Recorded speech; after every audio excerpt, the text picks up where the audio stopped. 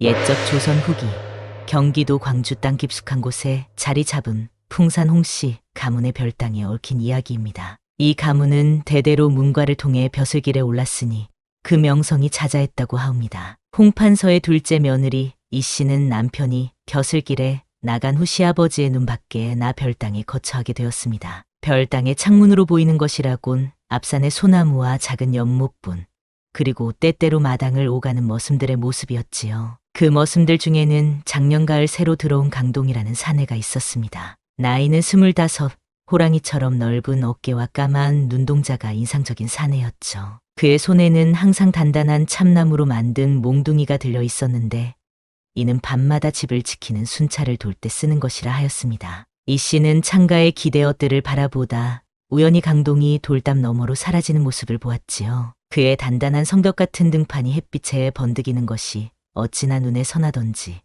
이 씨는 순간 얼굴이 화끈거림을 느꼈습니다. 마님, 점심 진지 드시겠습니까? 방자 할매의 목소리에 이 씨는 흠칫 놀라 창가에서 물러났습니다. 28의 나이에 홀로 별당에 갇혀 지내는 신세가 쓸쓸하기만 했지요. 남편은 3년 전 함경도 관찰사로 떠난 후 편지 한 장 보내지 않았습니다. 시아버지는 며느리가 아들을 낳지 못한다는 이유로 눈길조차 주지 않았지요. 오늘 저녁엔 밤이슬이 많이 내릴 것 같으니 창문 잘 닫아두시오. 해질녘 방자 할매가 다 다른 촛불을 새 것으로 갈아주며 말했습니다. 이 씨는 고개만 끄덕일 뿐 입을 열지 않았죠. 창밖으로 보이는 저녁놀이 붉게 물들고 하인들의 발걸음 소리가 뜰에서 사라졌습니다. 이 씨는 전에 없던 서글픔을 느끼며 자리에 누웠지요. 한밤중 딱딱한 나무 소리에 이 씨는 잠에서 깨었습니다. 담장 너머로 누군가 순찰을 도는 소리였죠. 호기심에 이 씨는 조심스레 창문을 열어 밖을 내다보았습니다. 달빛 아래 강동이 몽둥이를 어깨에 둘러맨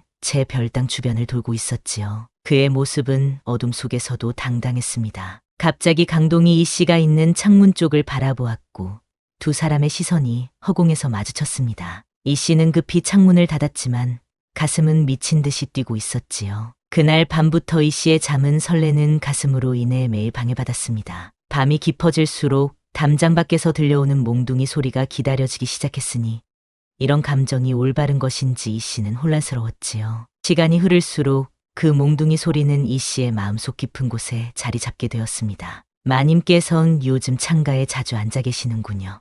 방자 할매의 말에 이 씨는 화들짝 놀랐습니다. 바깥 세상이 그리울 때가 있지. 이 씨는 담담히 대답했지만 마음속으로는 강동이의 모습이 그리워 창가에 앉아 있었음을 부정할 수 없었죠. 신분의 벽이 이토록 높은데 어찌 이런 마음이 들까 자책하면서도 밤이면 귀를 기울여 몽둥이 소리를 기다렸습니다. 어느 날 저녁 이 씨는 방자 할매가 없는 틈을 타 담장 가까이 산책을 나갔습니다. 달빛이 연못에 비치는 모습을 보고 있노라니 문득 누군가의 시선이 느껴졌지요. 돌아보니 강동이 담장 너머로 이 씨를 바라보고 있었습니다. 이 씨는 놀라 뒤로 물러섰지만 강동이의 호수처럼 깊은 눈동자에서 눈을 떼지 못했습니다. 마님, 강동이의 목소리는 깊고 낮았습니다. 그 한마디에 이 씨의 온몸이 떨려왔지요. 이 씨는 아무 말도 하지 않고 급히 별당으로 돌아왔습니다. 그날 밤 이 씨는 처음으로 꿈에서 강동이를 만났습니다. 꿈속에서 강동이의 단단한 방망이는 이 씨의 마음을 두드리고 있었지요.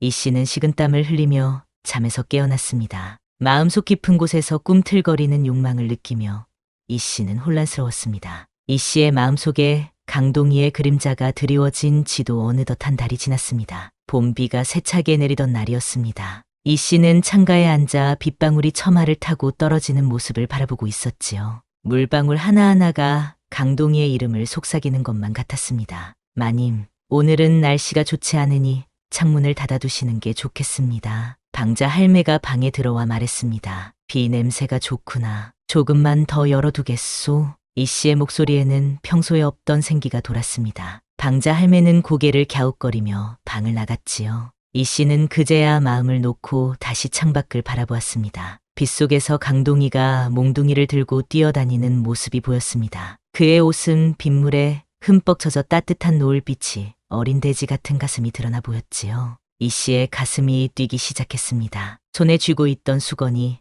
바닥에 떨어졌지만 그녀는 알아채지 못했습니다. 강동이가 문득 고개를 들어 별당을 바라보았습니다. 이 씨는 황급히 몸을 숨겼지만 이미 그들의 시선은 다시 한번 마주쳤지요. 그날 밤 이 씨는 잠을 이루지 못했습니다. 빗소리에 섞여 들려오는 강동이의 몽둥이 소리가 그녀의 꿈과 현실 사이를 오가게 했습니다. 바람에 흔들리는 등불처럼 이 씨의 마음도 흔들렸지요. 소인이 새 나무를 해올까요? 땔감이 거의 떨어졌습니다. 이튿날 아침 강동이의 목소리가 별당 앞에서 들려왔습니다. 이 씨는 문틈으로 그의 모습을 살폈습니다. 땔감을 가득 안고 있는 강동이의 모습이 그 어느 때보다 당당해 보였지요. 방자 할매가 처리할 테니 그냥 두고 가거라. 이 씨는 담담한 목소리로 말했습니다. 하지만 그녀의 심장은 마치 새가 날갯짓을 하듯 빠르게 뛰고 있었습니다. 강동이는 잠시 머뭇거리더니 조용히 말했습니다. 마님, 소인이 밤에 순찰을 돌 때 혹시 소리가 시끄러워 잠을 방해하진 않으신지요? 이 씨는 놀라움의 말을 잇지 못했습니다. 그가 자신을 의식하고 있다는 사실에 가슴이 떨렸지요. 아니, 그런 일은 없다. 이 씨는 간신히 대답했습니다. 그럼 다행이옵니다. 저희는 마님의 안전을 위해 더욱 부지런히 순찰하겠습니다. 강동이의 목소리에는 특별한 의미가 담겨 있는 듯했습니다. 이 씨는 창문을 닫았지만 그의 마지막 말이 귓가에 맴돌았습니다. 마님의 안전을 위해라는 말 속에 다른 뜻이 있음을 그녀는 본능적으로 알아차렸지요. 그날부터 이 씨는 밤마다 강동이의 순찰 소리에 더욱 예민해졌습니다. 몽둥이가 바닥을 치는 소리가 규칙적이었다가 별당 근처에서는 멈추곤 했지요. 마치 그도 이 씨를 기다리는 것만 같았습니다. 어느 날 밤 이 씨는 용기를 내어 창문을 열었습니다. 달빛이 환하게 뜰을 비추는 밤이었지요. 강동이는 별당 담장 아래에 서 있었습니다. 그들은 말없이 서로를 바라보았습니다. 조인이 무엄하옵니다만 강동이가 조심스럽게 입을 열었습니다. 마님께서 창가에 앉아 계신 모습이 달빛보다 아름다우셔서 그의 말은 이 씨의 가슴 깊이 스며든 봄비처럼 파고들었습니다. 양반가의 며느리인 그녀가 머슴의 말에 가슴을 설레게 하다니 이 씨는 스스로가 놀라웠지요. 다시는 그런 말을 꺼내지 마라. 분수에 맞지 않는 소리다. 이 씨는 엄한 목소리로 말했지만 그녀의 눈빛은 다른 말을 하고 있었습니다. 강동이는 깊이 고개를 숙였습니다. 조인의 불경함을 용서하소서. 하지만 그가 고개를 들었을 때 그의 눈에는 여전히 담대한 열정이 불타오르고 있었습니다. 이 씨는 황급히 창문을 닫았지요. 이런 감정은 안 되는 것이다. 이 씨는 스스로에게 속삭였습니다. 하지만 그녀의 가슴 속에서는 이미 꺾을 수 없는 불꽃이 피어오르고 있었지요. 시간이 흐를수록 두 사람 사이의 긴장감은 더욱 깊어졌습니다. 이 씨는 창가에 앉아 술을 놓으며 강동이가 나타나기를 기다렸습니다. 강동이는 일부러 별당 근처에서 오래 머물며 이 씨가 창문을 열기를 기다렸지요. 그들의 마음은 이미 서로를 향해 달려가고 있었지만 신분의 벽은 너무도 높았습니다. 하지만 밤의 어둠 속에서는 그 벽마저 흐릿해져 보였지요. 우연히 만나게 된 두 사람의 첫 대면은 봄이 여름으로 넘어가는 저녁이었습니다. 이 씨는 별당의 뒤뜰로 난 작은 문을 통해 혼자 나와 연못가를 거닐고 있었지요. 달빛이 연못에 비치는 모습이 너무도 아름다워 그만 시간 가는 줄 몰랐습니다. 문득 발자국 소리가 들려 뒤를 돌아보니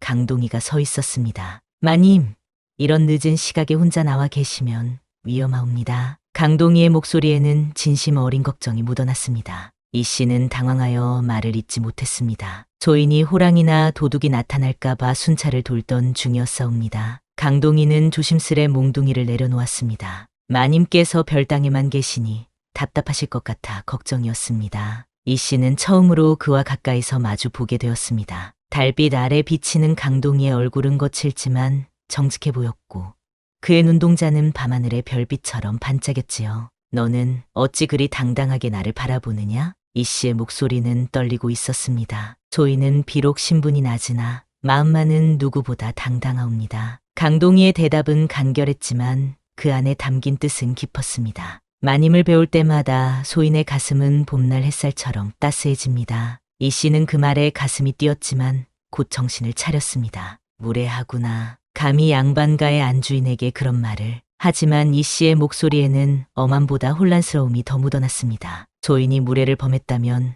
죽음으로 벌을 받겠사옵니다. 강동이는 고개를 숙였지만 그의 눈빛은 여전히 담대했습니다. 다시는 이런 일이 없어야 한다. 어서 가거라. 이 씨는 단호히 말했지만 마음속으로는 그가 가지 않기를 바라고 있었지요. 강동이는 몽둥이를 들고 천천히 물러났습니다. 그 뒷모습을 바라보며 이 씨는 처음으로 자신의 감정을 인정했습니다. 그날 밤 이 씨는 침상에 누워 강동이의 얼굴을 떠올렸습니다. 그의 깊은 눈동자, 한 줄기 바람 같은 손길, 달콤한 꿀방울 같은 입술. 양반가의 며느리가 머슴을 그리워한다는 것은 있을 수 없는 일이었습니다. 하지만 이 씨의 마음은 이미 그를 향해 달려가고 있었지요. 다음 날부터 이 씨는 저녁마다 연못가를 산책하기 시작했습니다. 그리고 어김없이 강동이는 순찰을 돈다는 핑계로 그곳에 나타났지요. 저희는 마님의 안전을 위해 이곳을 지키는 것뿐입니다. 강동이는 늘 이렇게 말하며 이 씨 곁에 머물렀습니다. 처음에는 서로 말없이 달빛만 바라보다가 점차 짧은 대화를 나누기 시작했지요. 너는 어디서 왔느냐? 이 씨가 어느 날 문득 물었습니다. 저희는 남쪽 바닷가 마을에서 왔사옵니다. 부모님이 일찍 돌아가시어 혼자 살다가 이곳에 오게 되었지요. 강동이의 이야기는 소박했지만 진실함이 느껴졌습니다. 그렇구나. 나도 어린 시절 바다를 본 적이 있단다. 이 씨는 오랜만에 자신의 이야기를 나누었습니다. 그렇게 밤마다 짧은 대화를 나누며 두 사람의 거리는 점차 가까워졌지요. 마님, 제가 들에서 따온 산딸기입니다.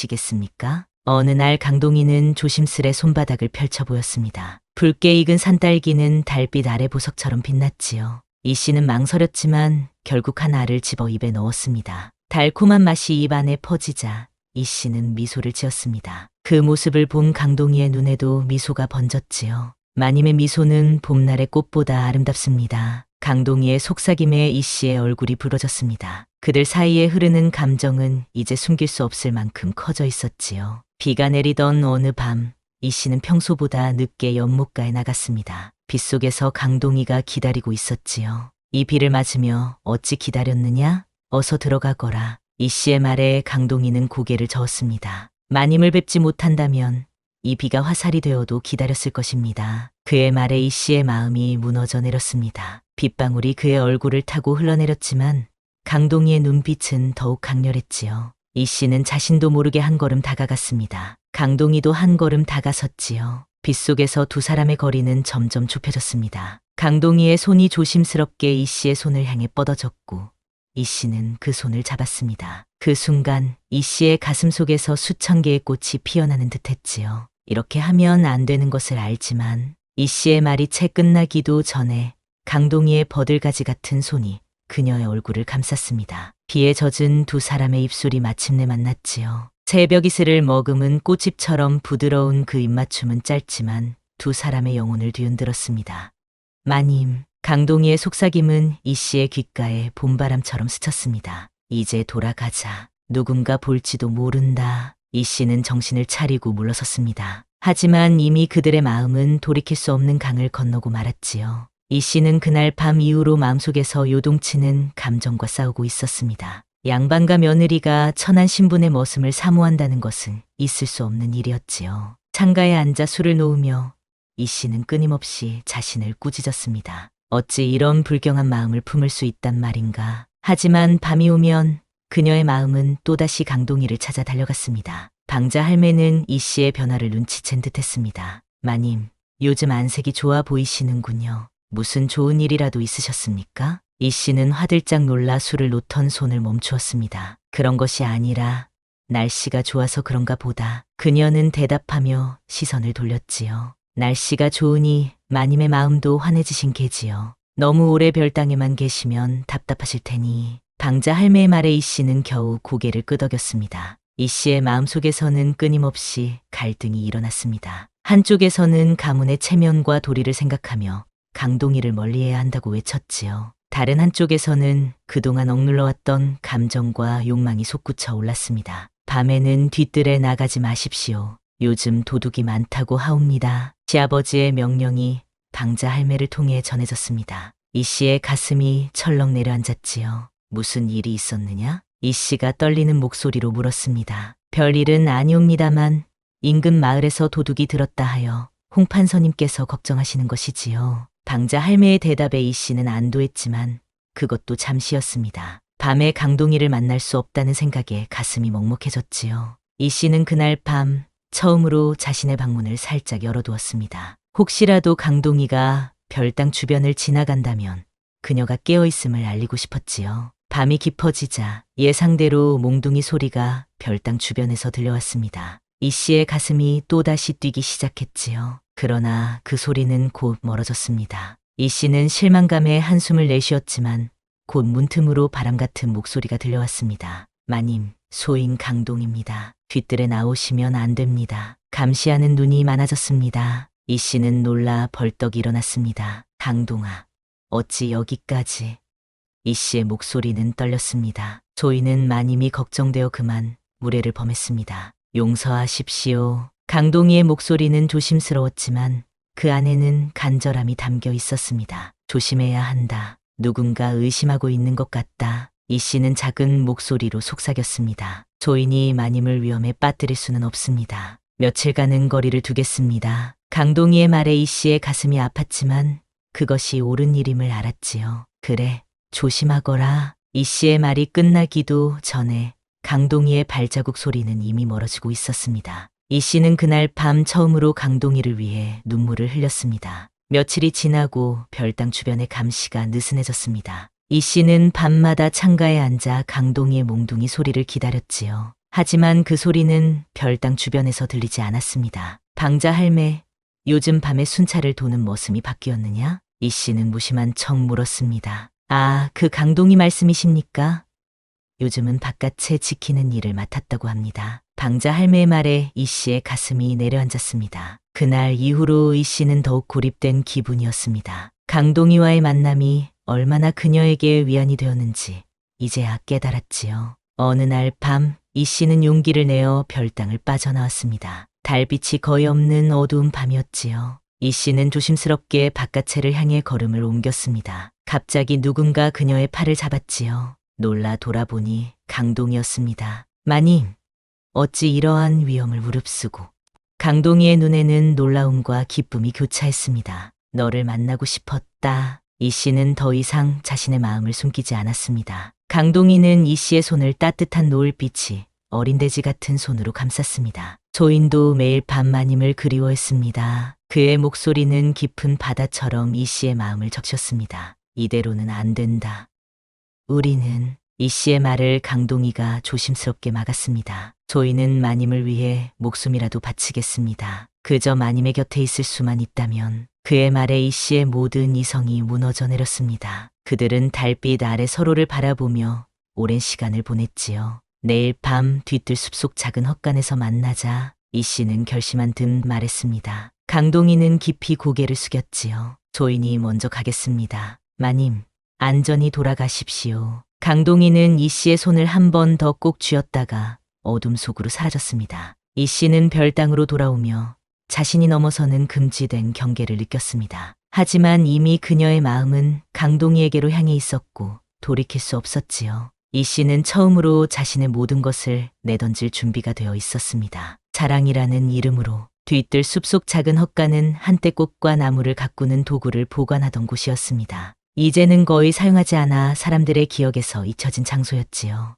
이 씨는 해질녘부터 가슴이 두근거려 안절부절 못했습니다. 마님, 안색이 좋지 않으신데 일찍 주무시는 게 어떨까요? 방자 할매의 물음에 이 씨는 고개를 끄덕였습니다. 그래, 오늘은 일찍 자야겠구나. 아무도 들이지 말 거라. 방자 할매가 나간 후 이 씨는 거울 앞에 앉았습니다. 달빛 아래 부드럽게 떠오른 이슬방울 같은 가슴팍을 천천히 쓸어내렸지요. 오늘 밤은 그와 온전히 마주할 것이라는 생각에 그녀의 몸은 떨리고 있었습니다. 이 씨는 비단결처럼 유연한 허리를 감싸는 옷매무새를 바로 했습니다. 시간이 흘러 깊은 밤이 되자 이 씨는 조심스럽게 방문을 열었습니다. 아무도 없는 것을 확인하고 별당을 빠져나와 숲으로 향했지요. 달빛은 그녀의 길을 은은하게 비춰주었습니다. 숲속 헛간에 다다르자 작은 등불이 희미하게 빛나고 있었습니다. 이 씨는 잠시 망설이다가 조용히 문을 열었지요. 강동이가 그곳에서 기다리고 있었습니다. 그의 눈에는 반짝이는 별빛 같은 기다림이 담겨 있었지요.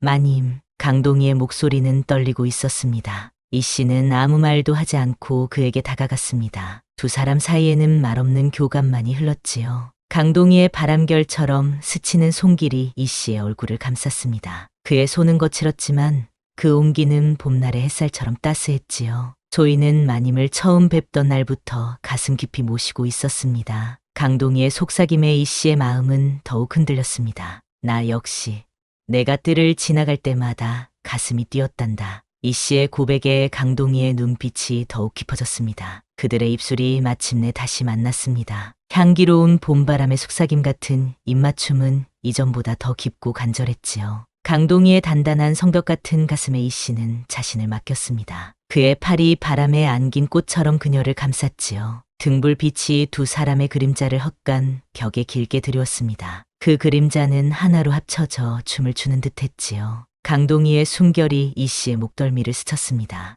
이 씨는 밤하늘을 수놓은 까마귀 깃털 같은 머리카락을 풀어헤쳤지요. 강동이의 손길은 한 폭의 그림을 그리듯 이 씨의 몸을 어루만졌습니다. 조인의 마음이 마님께 닿기를 바랐습니다. 강동이의 딱딱한 방망이가 그녀의 촉촉한 동굴을 찾아가는 순간 이 씨는 숨을 깊이 들이켰습니다. 두 사람의 영혼이 하나로 어우러지는 순간이었지요. 그들의 육체는 밤의 은밀한 속삭임 속에서 서로에게 녹아들었습니다. 따스한 물결 속에 잠긴 달빛처럼 그들은 서로 안에서 자신을 잃고 또 찾았지요. 이 씨의 입에서 나오는 소리는 바람에 흔들리는 등불처럼 일렁였습니다. 강동이의 몸짓은 점점 더 깊은 곳을 향해 나아갔지요. 그들의 사랑은 신분의 벽을 뛰어넘어 자연의 이치를 따르고 있었습니다. 당신을 만난 것이 내 인생의 봄날이었소. 이 씨의 속삭임에 강동이의 눈에서 이슬이 맺혔습니다. 조이는 마님을 위해 목숨이라도 내놓겠습니다. 그의 진심 어린 고백에 이 씨의 가슴은 충만해졌지요. 밤이 깊어갈수록 두 사람의 사랑은 더욱 깊어졌습니다. 등불이 흔들릴 때마다 그들의 그림자도 함께 춤을 추었지요. 이 씨는 강동이의 품에서 처음으로 진정한 행복을 느꼈습니다. 그의 품은 지금까지 살아온 삶의 모든 아픔을 씻어주는 것 같았지요. 이 밤이 영원하길 바라오. 이 씨의 말에 강동이는 그녀를 더욱 강하게 안았습니다. 저 달이 증인이 되어 소인의 마음을 지켜보고 있으니 이 사랑은 영원할 것입니다. 새벽이 오기 전 그들은 아쉬운 마음으로 헤어져야 했습니다. 이 씨는 별당으로, 강동이는 머슴 숙소로 각자의 자리로 돌아갔지요. 하지만 그들의 마음은 이미 하나가 되어 있었습니다. 그날 이후로 두 사람은 틈틈이 숲속 헛간에서 만났습니다. 때로는 한 달에 한 번, 때로는 보름에 한 번, 기회가 있을 때마다 그들은 서로를 찾았지요. 이 씨의 얼굴에는 점점 생기가 돌기 시작했습니다. 방자 할매도 이 씨의 변화를 눈치챘지만 그 이유를 알지는 못했지요. 마님, 요즘 안색이 좋으시니 참 다행입니다. 방자 할매의 말에 이 씨는 미소로 답할 뿐이었습니다. 그녀의 마음속에는 이제 강동이로 가득 차 있었지요.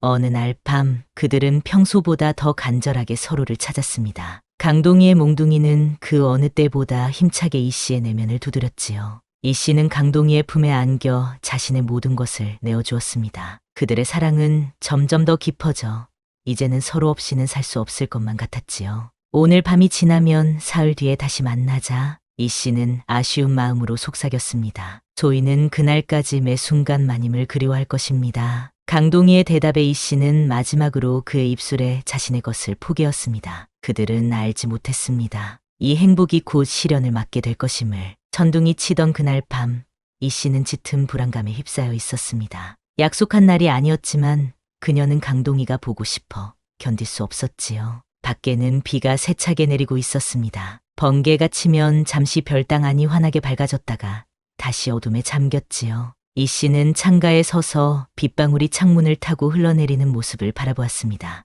문득 누군가 별당 문을 두드리는 소리가 들렸습니다. 누구신가? 이 씨가 조심스레 물었습니다. 마님, 방자입니다. 급한 정갈이 왔습니다. 방자 할매의 목소리에 이 씨는 문을 열었습니다. 무슨 일이냐? 이 씨의 목소리에는 불안감이 묻어났습니다. 마님의 시아버님께서 갑자기 몸이 편찮으시다고 합니다. 마님을 바로 본체로 부르십니다. 이 씨는 놀라움에 잠시 말을 잇지 못했습니다. 시아버지가 그녀를 찾는 일은 거의 없었기 때문이었지요. 알았다. 금방 갈 것이니 준비해 주거라. 이 씨는 옷차림을 바로 하고 방자 할매를 따라 본체로 향했습니다. 천둥 번개가 치는 가운데 그녀의 마음에도 불안한 번개가 치고 있었지요. 본체에 도착한 이 씨는 놀라운 광경을 마주했습니다. 시아버지 홍판서는 병석에 누워있는 것이 아니라 당당히 상좌에 앉아 있었습니다. 그의 옆에는 가문의 어른들이 엄숙한 표정으로 자리하고 있었지요. 아버님, 편찮으시다 하여 달려왔습니다. 어디가 불편하십니까? 이 씨가 공손히 여쭈었으나 홍판서의 표정은 차갑기만 했습니다. 며느리, 내가 요즘 이상한 소문의 주인공이 되고 있다는 것을 알고 있느냐? 홍판서의 말에 이 씨의 심장이 멈출 것 같았습니다. 무슨 말씀이신지요? 이 씨의 목소리는 떨리고 있었습니다. 밤마다 머슴과 사통하고 있다는 소문이다. 홍판서의 목소리는 천둥소리보다 더 크게 울렸습니다. 이 씨는 그 자리에 얼어붙은 듯 서 있었지요. 그것이 사실이냐? 홍판서의 눈빛은 매서웠습니다. 이 씨는 고개를 숙인 채 대답하지 못했습니다. 말이 없는 것을 보니 사실인 모양이구나. 홍판서의 한숨이 깊게 흘러나왔습니다. 강동이라는 머슴을 잡아오너라. 홍판서의 명령에 하인들이 뛰어나갔습니다. 이 씨의 가슴이 철렁 내려앉았지요. 얼마 후 강동이가 하인들에게 끌려 들어왔습니다. 그의 얼굴에는 이미 하인들에게 맞은 자국이 남아 있었습니다. 내 놈이 감히 양반가의 며느리를 범했느냐? 홍판서의 호통에 강동이는 고개를 들었습니다. 저희는 마님을 사랑합니다. 신분이 낮은 죄는 제가 달게 받겠으나 마님을 욕되게 하지 마십시오. 강동이의 당당한 대답에 좌중이 술렁였습니다. 이놈, 내가 입에 담을 수 없는 말을 하는구나. 홍판서가 분노하여 지팡이로 바닥을 내리쳤습니다. 아버님, 모든 것이 저의 잘못입니다. 강동이를 놓아주십시오. 이 씨가 무릎을 꿇고 간청했습니다. 내가 이 가문의 수치를 알기는 하는구나. 홍판서의 목소리에는 비통함이 묻어났습니다. 이놈을 당장 관아에 넘겨 중벌에 처하게 하라. 홍판서의 명령에 하인들이 강동이를 끌고 나갔습니다. 안 됩니다.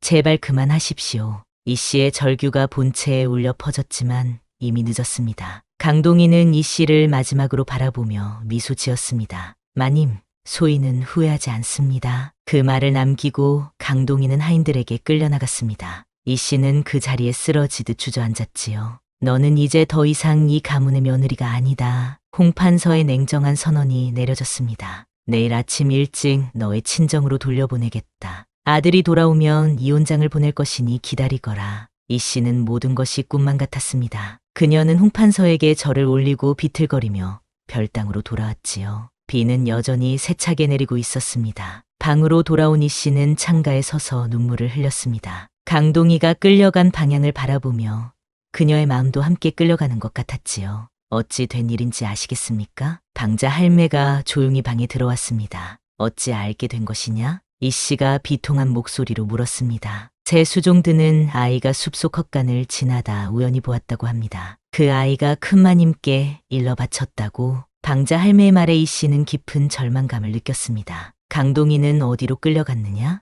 이 씨의 목소리는 떨리고 있었습니다. 관아로 끌려갔다고 합니다. 내일 새벽에 장에서 곤장을 맞고 그 후 유배를 간다고 하옵니다. 방자 할매의 말에 이 씨의 마음은 산산이 부서졌습니다. 내 때문에 그가... 이 씨는 말을 잇지 못하고 흐느꼈습니다. 방자 할매는 한동안 침묵하다가 조심스레 입을 열었습니다. 마님, 제가 드릴 말씀이 있습니다. 이 씨는 고개를 들어 방자 할매를 바라보았습니다. 강동이가 끌려가기 전 마님께 전할 말이 있다며 이것을 주었습니다. 방자 할매는 작은 천 조각을 이 씨에게 건넸습니다. 이 씨가 그것을 펼쳐보니 강동이가 항상 가지고 다니던 부적이었습니다. 그가 뭐라 했느냐? 이 씨가 떨리는 손으로 부적을 쥐며 물었습니다. 마님을 평생 사랑하겠다고, 그리고 어떤 일이 있어도 살아서 다시 만나자고 하였습니다. 방자 할매의 말에 이 씨의 눈에서 눈물이 쏟아졌습니다. 이 씨는 밤새 잠을 이루지 못했습니다. 창밖으로 비가 그치고 동이 트기 시작했지요. 오늘 아침 강동이는 장에서 곤장을 맞을 것입니다. 그리고 이 씨는 친정으로 쫓겨날 것이었습니다. 이 씨는 결심했습니다. 그냥 물러설 수는 없다고. 이른 새벽 이 씨는 방자 할매의 도움을 받아 남장을 했습니다. 시아버지의 명령으로 아침에 친정으로 보내질 때를 기다릴 수 없었지요. 마님, 이러시면 안 됩니다. 발각되면 더 큰 화를 당하실 것입니다. 방자 할매의 말에 이 씨는 단호하게 고개를 저었습니다. 내가 그를 이 지경에 빠뜨렸으니 내가 구해야 한다. 이 씨의 눈에는 결연한 의지가 빛났습니다. 그럼 이 옷을 입으십시오. 제 조카가 입던 것이라 크기가 알맞을 것입니다. 방자 할매는 떨리는 손으로 남자 옷을 내밀었습니다. 이 씨는 평생 처음으로 남자 옷을 입었습니다. 머리도 올려 묶고 갓도 깊게 눌렀었지요. 이렇게 하면 아무도 알아보지 못할 것입니다. 방자 할매가 이 씨를 위아래로 살펴보며 말했습니다. 너의 도움을 잊지 않을 것이다.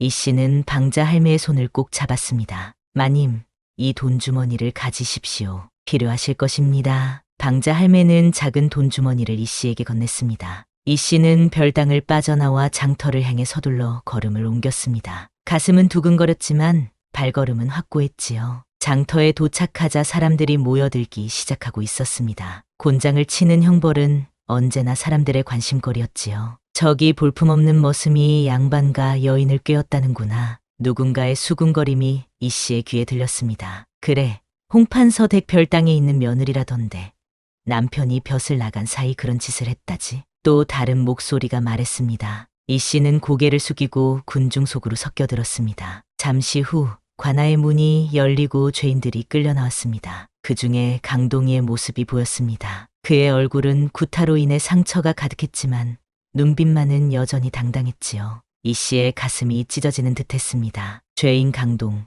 양반과 여인을 유혹한 죄로 곤장 50대를 맞고 이후 남쪽 섬으로 유배에 처한다. 관아의 나졸이 큰 소리로 외쳤습니다. 곤장을 치기 위한 준비가 시작되었지요. 이 씨는 어찌해야 할지 몰라 발만 동동 굴렀습니다. 마침 주막 주인이 술을 들고 나졸들에게 다가가는 것이 보였습니다. 이 씨는 순간적으로 생각을 떠올렸지요. 그녀는 방자 할매가 준 돈주머니를 꺼내 주막 주인에게 다가갔습니다. 주인장, 저 죄인을 좀 돕고 싶소. 이 돈으로 나졸들에게 술을 더 대접하고 잠시 혼란을 일으켜 주시오. 주막 주인은 돈주머니의 무게를 느끼고 눈을 크게 떴습니다. 이렇게 많은 돈을, 그래 어르신.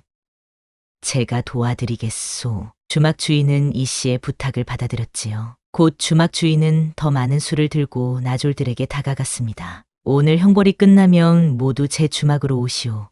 술은 제가 대접하겠소. 나졸들은 환호성을 지르며 술을 받았습니다. 그들이 술에 정신이 팔린 사이 이 씨는 조금씩 강동이가 묶여있는 곳으로 다가갔습니다. 강동이는 고개를 숙인 채 무릎을 꿇고 있었습니다. 이 씨는 그에게 가까이 다가가 작은 목소리로 속삭였습니다. 강동아. 강동이는 놀라 고개를 들었습니다. 처음에는 남장을 한 이 씨를 알아보지 못했지만 곧 그녀의 눈을 보고 깨달았지요. 많이. 어찌. 이 씨는 손가락을 입에 대며 그를 조용히 시켰습니다. 조금만 기다려라. 내가 너를 구하겠다. 이 씨의 말에 강동이의 눈에 눈물이 고였습니다. 마님은 어서 피하십시오. 저희는 괜찮습니다. 강동이의 말에 이 씨는 고개를 저었습니다. 함께 가자. 그것이 내 결심이다. 이 씨의 단호한 말에 강동이는 더 이상 말하지 못했습니다. 그때 주막 주인이 약속대로 혼란을 일으켰습니다. 그는 일부러 술동이를 떨어뜨려 깨뜨렸고 술이 나졸들에게 튀었지요. 아이고, 죄송합니다. 제가 술을 더 가져오겠습니다. 주막 주인의 외침에 모두의 시선이 그쪽으로 향했습니다. 이 씨는 그 틈을 타 강동이의 묶인 밧줄을 풀기 시작했습니다. 손이 떨려 쉽지 않았지만 결국 그의 손을 자유롭게 해주었지요. 이제 뛰어. 이 씨의 외침과 함께 두 사람은 군중 속으로 뛰어들었습니다. 죄인이 도망친다. 누군가의 외침이 들렸지만 이미 두 사람은 사람들 사이로 빠르게 빠져나가고 있었습니다. 이 씨와 강동이는 목숨을 걸고 뛰었습니다. 장터를 지나 마을 밖으로, 숲으로 계속해서 달렸지요. 뒤에서는 나졸들의 추격 소리가 들려왔지만 두 사람은 멈추지 않았습니다. 숲 깊은 곳에 이르자 이 씨의 발이 돌부리에 걸려 넘어졌습니다. 마님, 강동이가 황급히 그녀를 일으켰습니다. 괜찮아, 계속 가자. 이 씨는 아픔을 참고 다시 일어났습니다. 두 사람은 계속해서 달렸습니다. 추격하는 소리가 점점 멀어지고 마침내 들리지 않을 때까지 그들은 멈추지 않았지요. 숲속 작은 동굴을 발견하고 두 사람은 그곳에 숨었습니다. 마님, 어찌 이런 위험을 무릅쓰셨습니까? 강동이의 목소리는 걱정과 감사함으로 가득했습니다. 내가 너 없이 어찌 살 수 있겠느냐? 이 씨의 말에 강동이는 그녀를 깊이 끌어안았습니다. 이제 우리는 어디로 가야 할까요? 강동이가 물었습니다. 남쪽 바다가 있는 곳으로 가자. 내가 태어난 곳으로. 이 씨의 대답에 강동이는 고개를 끄덕였습니다. 그곳으로 가면 소인의 먼 친척이 있습니다. 잠시 의탁할 수 있을 것입니다. 두 사람은 그날 밤을 동굴에서 보냈습니다. 앞으로의 여정은 험난하겠지만 서로가 있기에 두렵지 않았지요. 이 씨는 강동이의 품에 안겨 생각했습니다. 모든 것을 버렸지만 가장 소중한 것을 얻었다고. 계절이 두 번 바뀌고 남쪽 바닷가 작은 마을에 한 부부가 살고 있었습니다. 남편은 매일 바다에 나가 고기를 잡고 아내는 집에서 그물을 손질했지요. 사람들은 그들이 어디서 왔는지 묻지 않았습니다. 이 땅 끝 마을에는 과거를 숨기고 사는 사람들이 종종 있었기 때문이지요. 바람이 세차게 분다. 오늘은 일찍 돌아오렴. 이 씨는 강동이의 등을 다독이며 배에 오르는 그를 배웅했습니다. 걱정 마시오. 저 멀리 구름이 있지만 곧 지나갈 것입니다. 강동이는 믿음직한 미소로 이 씨를 안심시켰지요. 두 사람이 이 마을에 정착한 지도 어느덧 반년이 넘었습니다. 처음에는 모든 것이 낯설고 힘들었지만 서로가 있기에 행복했지요. 이 씨는 더 이상 양반가의 며느리가 아니었습니다. 비단옷 대신 무명옷을 입고 화려한 저택 대신 초가에 살았지요. 하지만 그녀의 마음은 그 어느 때보다 평온했습니다. 강동이는 어부가 되어 매일 바다에 나갔습니다. 그의 손은 더욱 거칠어졌지만 이 씨를 대하는 마음만큼은 여전히 부드러웠지요. 여보, 내가 돌아온 것 같소? 이 씨는 문득 자신의 배를 어루만지며 중얼거렸습니다. 2달 전부터 느껴지던 변화는 이제 확실해졌지요. 그녀는 강동이에게 이 소식을 언제 전할지 고민 중이었습니다. 오늘 밤 그가 돌아오면 말하기로 결심했지요. 해가 기울기 시작하자 이 씨는 불안함을 느꼈습니다. 바다 위로 먹구름이 몰려오고 있었지요. 빨리 돌아와야 할 텐데. 이 씨는 문 앞에 서서 바다를 바라보았습니다. 어부들의 배가 하나둘 돌아오기 시작했지만 강동이의 배는 보이지 않았습니다. 장씨네 배는 아직 안 들어왔나요? 이 씨는 지나가는 어부에게 물었습니다. 두 사람은 이 마을에서 장씨 부부로 살고 있었지요. 바다가 험해져서 모두 돌아오는 중인데 장서방 배는 못 봤소. 어부의 말에 이 씨의 가슴이 철렁 내려앉았습니다. 시간이 흐를수록 바람은 더욱 거세졌습니다. 해가 완전히 지고 어둠이 내렸지만 강동이는 돌아오지 않았지요. 마을 사람들이 이 씨의 집으로 모여들었습니다. 폭풍이 완전히 몰아치기 전에 수색을 해봐야 합니다. 마을 어른의 말에 젊은 어부들이 즉시 나섰습니다. 이 씨는 바닷가에 서서 떨리는 손으로 등불을 들고 있었지요. 여보, 제발 돌아와요. 그녀의 간절한 기도가 바다 위로 흩어졌습니다. 밤새 이 씨는 바닷가에서 기다렸습니다. 폭풍이 지나간 후 동이 틀 무렵 수색대가 돌아왔지요. 배는 발견했지만 장서방의 모습은 찾지 못했소.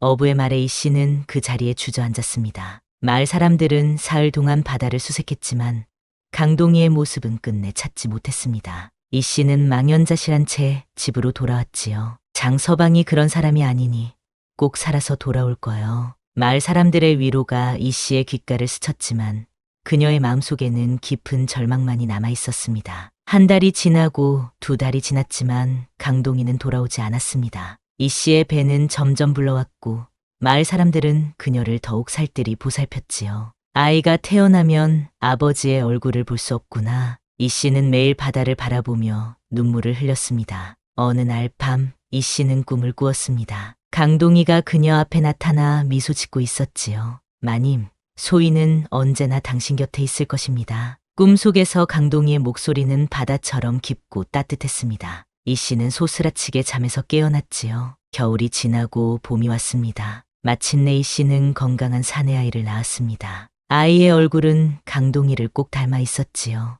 이름을 무엇이라 지을까요? 잔파가 물었습니다. 동해라고 부르겠습니다. 아버지의 이름을 따서 이 씨는 아이를 품에 안고 대답했습니다. 세월이 흘러 동해는 5살이 되었습니다. 그는 매일 아버지에 대한 이야기를 듣고 싶어 했지요. 아버지는 바다처럼 넓은 마음을 가진 분이었단다. 이 씨는 아들에게 강동이의 이야기를 들려주었습니다. 신분의 벽을 뛰어넘은 사랑, 위험을 무릅쓴 도주, 그리고 짧지만 행복했던 시간들. 하지만 어린 동해에게는 아직 이해하기 어려운 이야기였지요. 아버지는 언제 돌아오세요? 동해의 질문에 이 씨는 가슴이 아팠습니다. 아버지는 우리 마음속에 항상 살아계신단다. 시간은 계속 흘러 동해는 10살이 되었습니다. 이 씨는 홀로 아들을 키우며 강동이의 목까지 사랑을 주었지요. 어느 날 마을에 한 떠돌이 상인이 찾아왔습니다. 저기 남쪽 섬에서 온 사람이 혹시 장씨 집을 찾고 있다 하오. 이웃의 말에 이 씨는 놀라움을 금치 못했습니다.